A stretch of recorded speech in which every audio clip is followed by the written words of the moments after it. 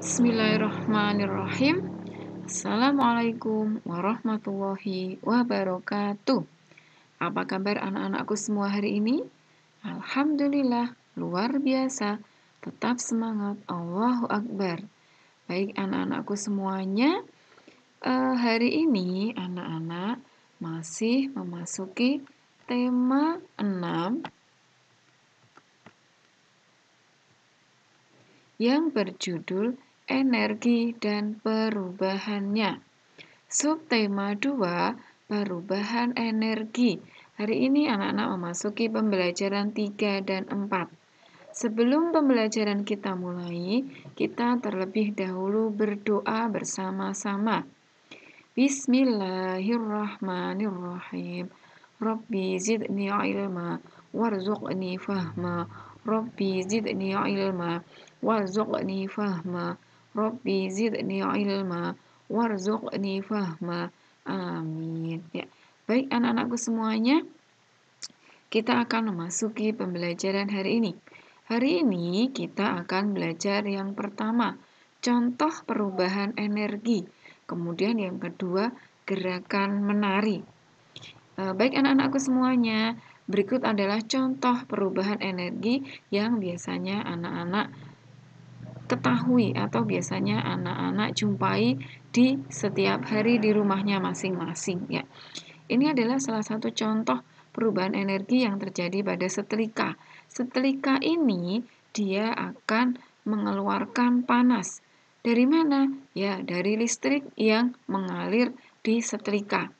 Nah, dari setrika ini adalah salah satu contoh perubahan energi listrik menjadi energi panas. Jadi, energi panas yang dihasilkan oleh setrika itu dari listrik. Jika tidak dinyalakan pakai listrik, maka setrika tidak akan panas.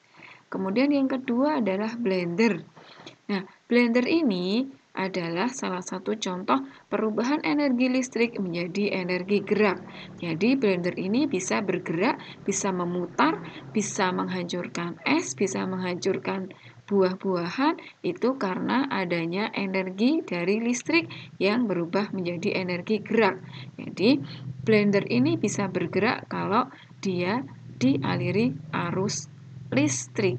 Ya, kemudian anak-anakku semuanya, contoh perubahan energi yang lainnya adalah kompor gas. Saat orang tuanya anak-anak memasak pakai kompor gas, ini juga termasuk salah satu contoh perubahan energi.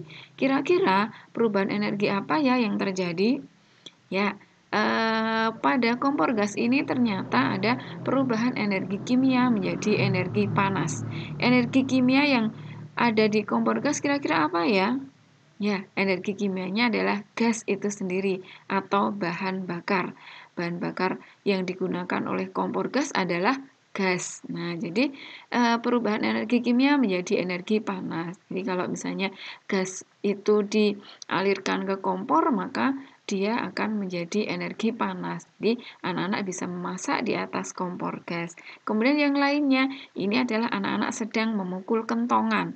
Nah, ternyata memukul kentongan ini juga salah satu contoh perubahan energi. Kira-kira terjadi perubahan energi apa ya? Ya, perubahan energi adalah perubahan energi gerak menjadi energi bunyi. Jadi, kentongan ini digerakkan oleh anak-anak, dipukul-pukul oleh anak-anak, akhirnya akan menjadi bunyi yang sangat indah. Jadi, pemukul kentongan adalah contoh perubahan energi gerak menjadi energi bunyi. Nah, itu adalah contoh perubahan energi. Yuk semuanya anak-anak kita sekarang membaca biar nanti anak-anak mengetahui apa-apa yang ada dalam bacaan. Ya. Minggu lalu siswa kelas 3 berkunjung ke Waduk Jatiluhur. Waduk tersebut terletak di Purwakarta, Jawa Barat. Murid-murid senang sekali. Hari ini mereka masih membicarakan kegiatan tersebut. Berikut ini percakapan mereka. Selamat pagi teman-teman, sapa Siti kepada teman-temannya. Selamat pagi juga Siti, sahut teman-teman Siti. Bagaimana kabar kamu Siti? Apakah kamu sudah sembuh? Sudah, terima kasih doanya ya teman-teman, jawab Siti. Oh ya, bagaimana kunjungan ke Waduk Jatiluhur kemarin? Menyenangkan tidak teman-teman? Sangat menyenangkan. Banyak ilmu yang didapat, jawab Edo. Ilmu apa, Do? Tanya Siti. Ternyata waduk itu dapat dijadikan pembangkit listrik, jelas Edo. Iya, makanya waduk Jatiluhur itu disebut sebagai waduk untuk PLTA.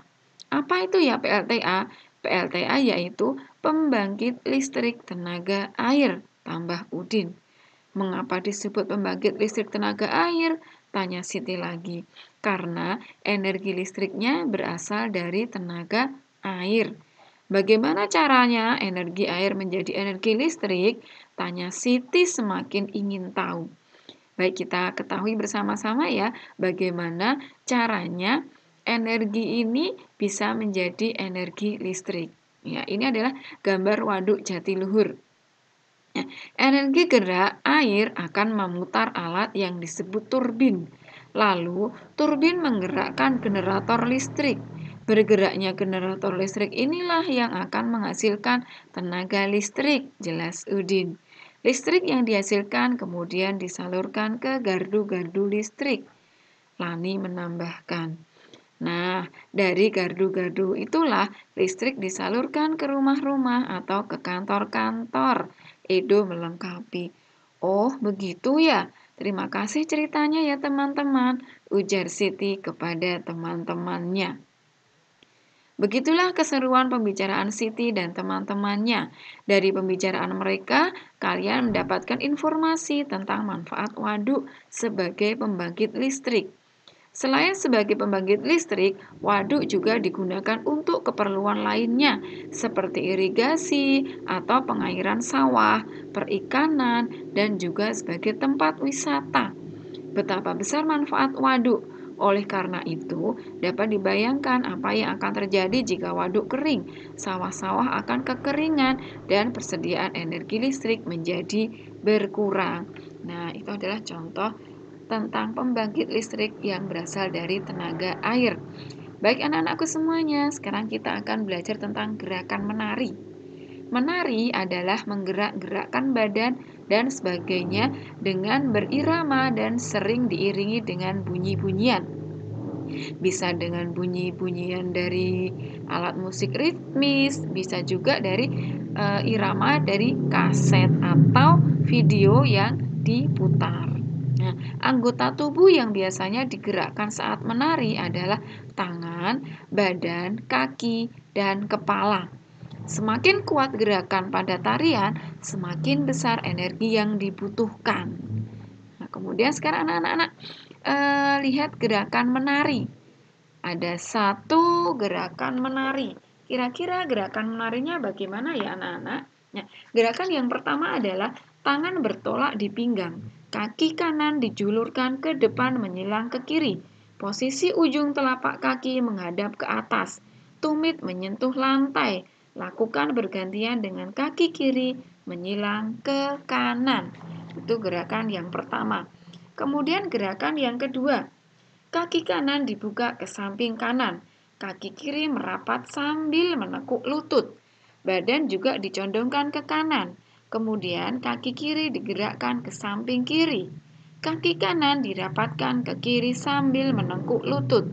Badan dicondongkan ke kiri, lalu kembali ke posisi semula. Kemudian gerakan yang ketiga. Kaki kanan digerakkan ke samping kanan sambil kedua lutut ditekuk. Badan ikut turun mengikuti gerakan lutut yang menekuk. Saat lutut ditekuk, kedua tangan diayunkan ke depan sampai batas dada. Setelah itu, ganti arah gerakan ke kiri. Nah, mudah bukan anak-anak melakukan gerakan menari ini? Ketika anak-anak sudah menari, biasanya perasaan anak-anak menjadi senang dan gembira, juga bahagia ya anak-anakku semuanya. Nah, baik anak-anakku semuanya, untuk pembelajaran hari ini cukup sampai di sini ya. Sekian dari Bu Guru, bila ada kesalahan kekurangan, Bu Guru minta maaf. Kita akhiri bersama dengan membaca hamdalah. Alhamdulillahirabbil alamin. Jazakumullah anak-anakku semuanya. Tetap jaga kesehatan, jangan lupa bahagia ya. Assalamualaikum warahmatullahi wabarakatuh.